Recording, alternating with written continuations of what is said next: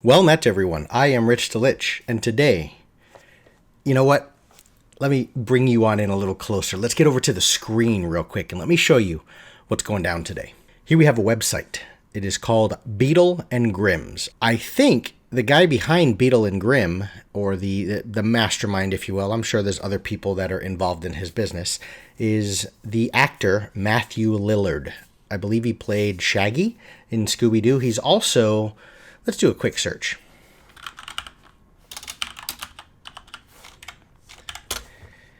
Matthew Lillard, this guy. I remember him from Hackers, right? He was a serial killer in Hackers. So he is a huge D&D guy, huge nerd. You've probably seen him on various D&D Beyond streams, D&D official streams. I think he's even been maybe on Critical Role, something like that. Anyway, Matthew, just as a big fan of it, from what I understand, helped create this thing, Beetle and Grimm's. And what we're looking at is Beetle and Grimm is a place where, if we scroll down here, welcome to Beetle and Grimm's Pandemonium Warehouse, enabling irrational purchases for over 1 year. So what they do is they create the epitome of special edition content for official WotC produced products. So Ghosts of Saltmarsh came out, right? These guys created an insanely detailed, involved, special edition version of Ghosts of Saltmarsh. So you're not only getting the book, you're getting all the fiddly bits, all the different handouts, but you're getting things at the highest quality.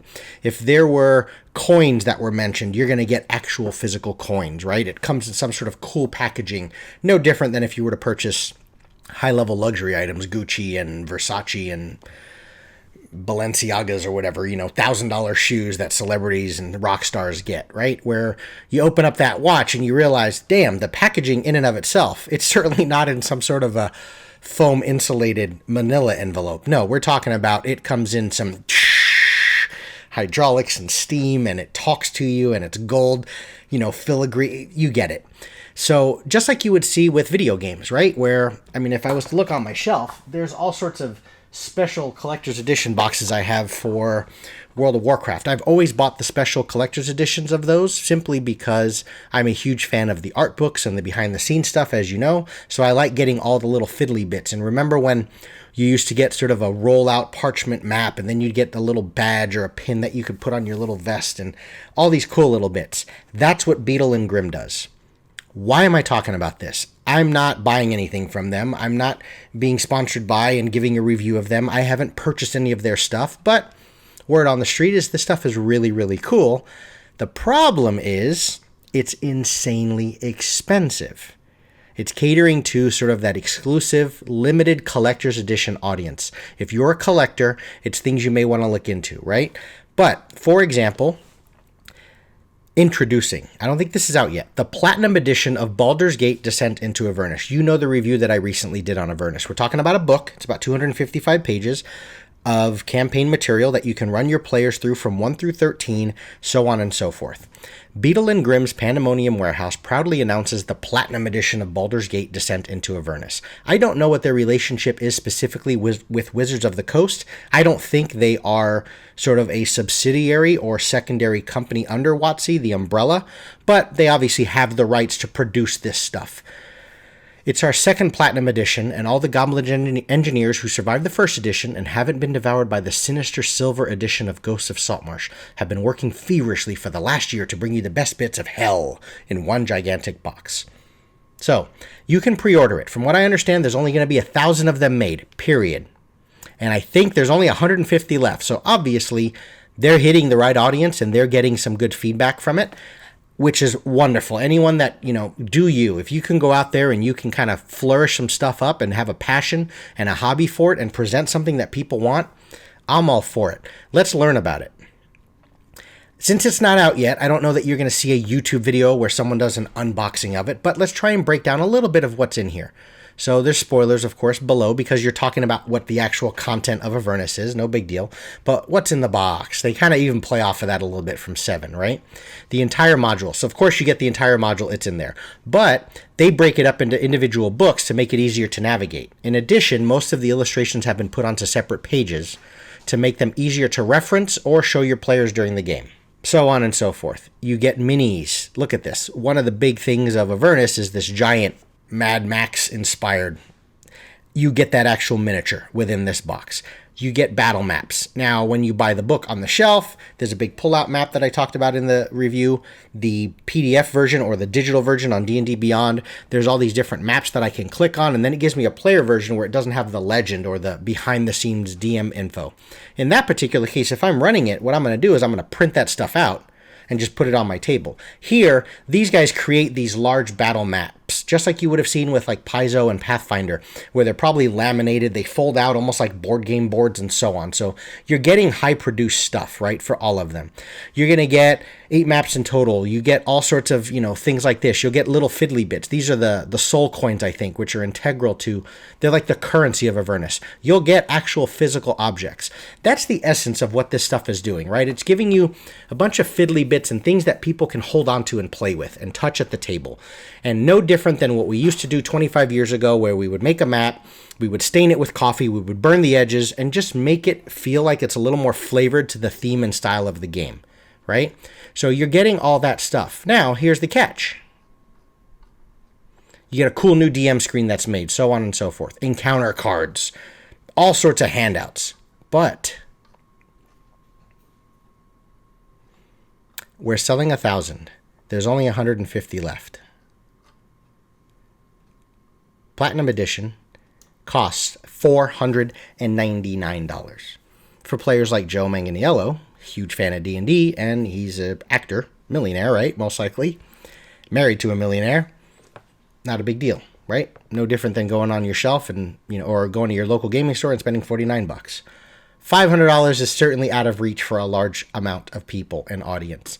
Whether it's out of reach for me or not, that's beside the point. It's just certainly not in my gaming budget. And that's just this. If I wanted to do this with Ghost of Saltmarsh, you see where this is going. $2,000, $3,000 a year. Yes, it's cool. So the point of this video and what I want to show you is how can I Beetle and Grim homebrew? How can I create a little more flavor and just coolness at the table for this upcoming campaign and make it even more memorable? So what I'm going to do is I'm going to kind of shut my face off, beautiful visual and all that good stuff. I'm going to take myself off and I'm just going to sort of narrate through and talk through a little bit of the things that I'm doing. I'm only going to show you a couple of things that I'm working on, but at the end of this all, I'll create another video when I'm sort of done. Hopefully I'll have it done before the first session, but I don't really need to because they're not going to get through the entirety of this content within one session, right? The general verdict from those that are starting to run it and just running through the content or reading through it, it sounds like this is content of Avernus that might last for the better part of a year, real lifetime. So I can definitely pick and choose what pieces I create and how involved I want to get with a certain map I might want to print out and bring to my local printer and get it put on parchment or whatever I want to do, if they're not even going to be in that content till 2020 or next year sometime. So I want to just show you a couple of things that I'm working on, but that whole little 10-minute preamble there was just to kind of set you up and let you know what I'm trying to do. And maybe there might be something here that you are entertained by, and also it might give you some spark and some interest of some things that you might want to delve into on your own to spice up the materials and various campaign things that you might be running your group through. So let's see what's what. Black foam board. I'm using this for mounting boards in order to create some monster cards. So rather than just showing a picture of the monster in the book or printing out just a simple 8.5 by 11 piece of paper and passing that around the table, I want to create these little foam backing boards so I can get a little more thickness, a little more heft, and just a little more tactile and texture so that I can pass these boards around the table, and one side is going to have a picture of the monster and the other side is going to be for me, where I have all of the stats and the reference points that I need for that monster. So I'm going to create a bunch of them here. You can see I'm just kind of going through the process of measuring out how large I want them to ensure that they're big enough and they have enough meat and dimension to be worthwhile and aesthetically pleasing, but also, of course, to make sure that I've got enough space to fit all of the various stats and actions and attributes of the monsters. So what I do is, once I have those cut out, as you can see I had a bunch there, I think I have enough to cover all of the monsters that are going to be within Avernus. I open up the source material itself as I purchased Avernus in D&D Beyond, And the first monster I'm going to go with is the Amnezu, I think is what it is. It's some kind of I think it's a demon or a devil of some sort. Pretty powerful, so it's not something that my players are going to encounter and get to now at very low level. But this is just for video purposes of showing you I'm going to do this treatment and create these little monster cards for all of the monsters.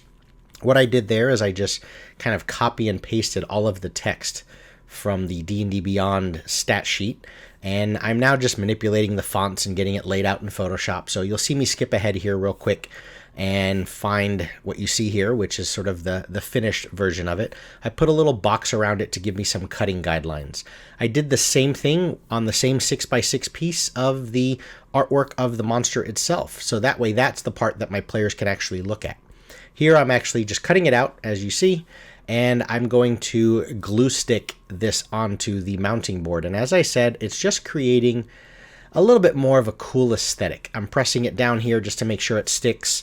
That was the creature's image and the artwork on one side, and then I've got the stats on the other side, which is for me to reference. So there it is. That's what it's going to look like, and I'm going to do that for all of the monsters within Avernus. And I think that's just going to add a certain level of cool aesthetic to the monster stat sheets that are sitting there that I can bring to my table as I need them.